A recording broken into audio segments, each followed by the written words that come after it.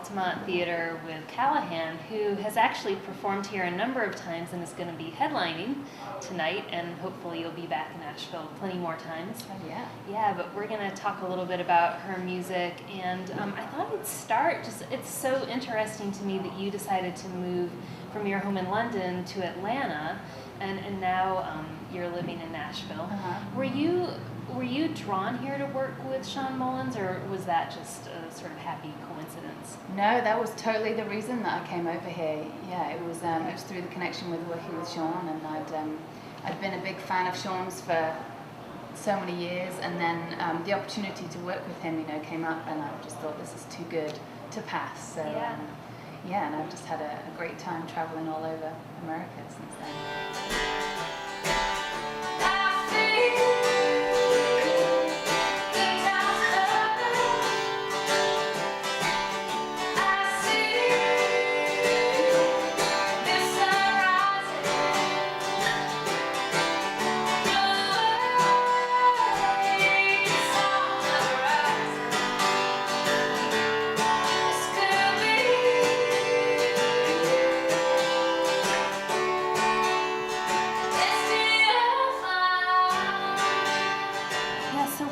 What's been the most surprising thing for you about living in the U.S.? Like, what was totally different than you thought it might be?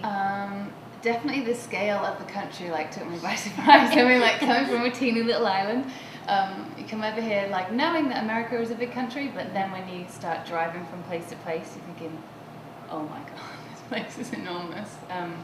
Last year I did a tour that went from Boston to San Francisco in 1 month, and it was just all the way across America, and it was amazing to see the scale of the country and the how it all changes, and so yeah, that's really blown me away. Yeah.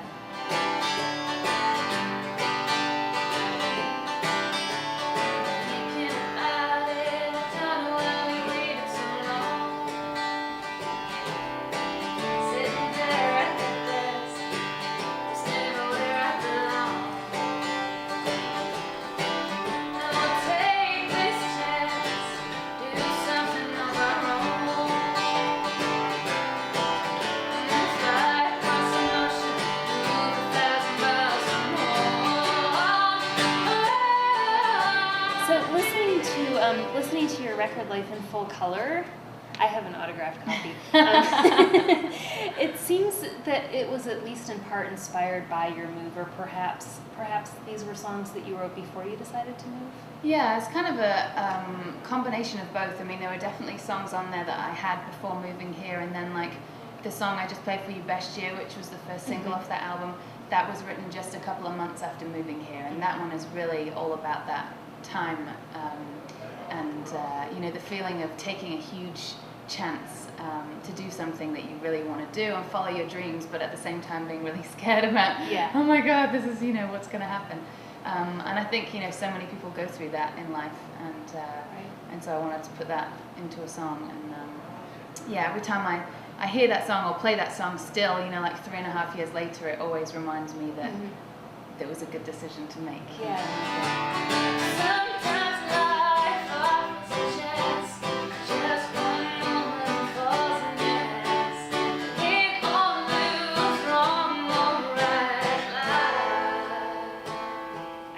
When we first started talking that you've been to the Altamont a few times before. You've opened shows for people like Eric Baker and, oh gosh, I'm just going to blank now. Michelle Malone was one that I remember. I know you've been here a number of times, but what was it that attracted you to the Altamont, and how did that relationship come about? I've always loved this venue. It's always a great sound in here, and up until very recently they had a grand piano, which I was so disappointed to find out that they've sold. Oh no. But that was one thing that I loved coming here and playing. But oh well, it'll still be a great show. But and I love Asheville. It's just such a cool place to come hang out, and hopefully I'll get some time before the show to go have a wander around. Yeah. And, it's just got a great vibe, this place.